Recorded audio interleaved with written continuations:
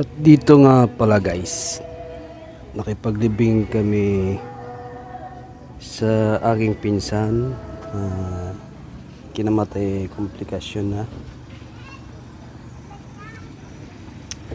Nandito na kami sa simbahan. Nakita nyo, nakatayo ako. Matanda na itsura ko dito. So ayan, nandito ako sa labas. At nagsidatingan na rin yung ibang nakipaglibing. At marami kami dito. Sa side ng lalaki at sa side namin na magkakamag-anak. Ito para yung packet sa taas. At maganda yung view dyan. Nakita ko yung bell na matagal na ay naka-display. At kung ilang taon na yung bell na to. Tagal-tagal na kasi mga bungi-bungi na. So at ito yung Santo St. Joseph. Yan, tatlong geng-geng tayo sa taas. Puro pang bababaeng ginagawa.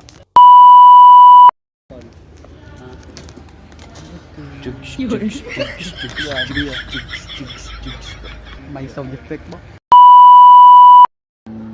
At sinubukan din natin umakyat dito sa kabila. Yan, sa kabilang side naman to. So dito makikita nyo sa nakyatan kong pangalawang hagdanan, may bantay na munting anghel. Actually dalawa yan, may nakapasan sila. Ayun yung isa. So makikita nyo nandun sa side yung bell. Dito si Padre Pio yata to na santo. Ayan siya. Ang ganda, nakasalamin pa. Ganda yung view. Yan, ang ginawa ko, umikot muna ako dito. Hindi, makikita nyo guys, hindi makita masyado. Dahil gawa nung araw to eh. So nag-adjust ako para makita siya talaga. So sa front view naman yan, para maganda yung kuha ng video. So kung makita nyo rin guys, yan, nasa taas ako. Ang ganda ng view dito. Makikita ko sa inyo. Ayan. So may tagusan doon, may daanan sa kabila. Ang ganda ng halaman. Ewan ko anong halaman to. Comment down below na lang. Kung anong halaman to, hindi ko alam. So makikita nyo. Ayan. Makikita nyo yung view guys. Sa taas ako. Ang ganda. Ayan. Actually, yung may kalsada dyan, pa Iloilo. Pwede ka naman dyan pa Iloilo. Ang ganda ng view. Bundok na yan. Dito nga pala, makita nyo ang ganda pa rin ang view. Nasa taas na ako nito. So, tapos parang may grotto. Nakalagay si Virgin Mary at saka may madring nakaluhod. Ayun, makikita nyo. Ang ganda niya. Yan. Pumasok tayo. Sa likuran yata nito medyo kakahuyan na. Ayan, ang ganda ng ano dyan. So natutuwa naman ako at ang ganda ng view pala dito sa ano na to. Tuloy sa ilalim nito simbahan. Taas. Medyo bundok na ng konti at saka maraming kakahuyan. So yun, naglakad pa tayo papunta ron. Actually yung daan na to papuntang Agustin to ng pababa ng simbahan. Yung may nakatambay pa dyan, naglalaro yata ng ML siya. Pinati ko na lang. Ayan, nakita nyo yung yan. Hindi na tayo bumaba dyan kasi gawa ng may misa sa baba. Ayan, nakita nyo yan ang simbahan. So maririnig nyo sa background ko ng misa. Hindi na ako pumasok sa simbahan. Gawa ng sabi mo, video na lang ako. Dahil ang ganda ng view dito sa simbahan na to.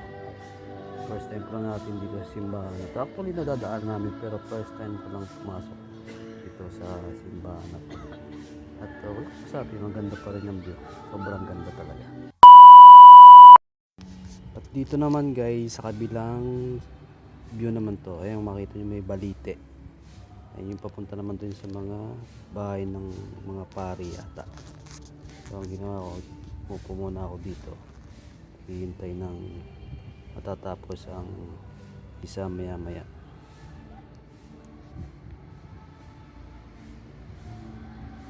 May misa pala guys. Dahil minisahan na yung ano ng aking pinsan. So, nandito tayo sa taas. Napakaganda pala dito.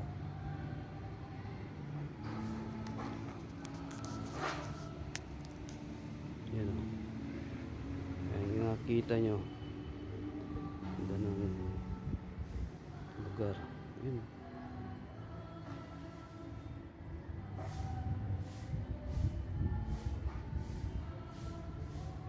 Yan ang nakikita nyo. Tapos para, ayun yung tatlong balot to. Yan. Tatlong balot yan. Babaero. Ayan, tatlo yan. Si Jan, Spot, tsaka si Blue. Mga yun. Geng. Ayaw, di ba?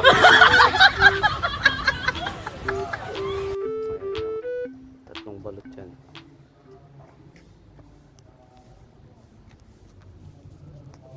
Saan si Meg?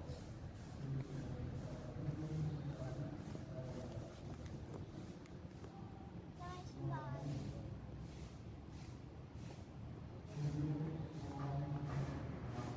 Tambay mo tayo guys dahil umpisa lang ng misa. Dahil hindi ako pumasok sa simbahan. So marami pala nakipaglibog. Mga kamag-anak sa side na lalaki at sa side namin.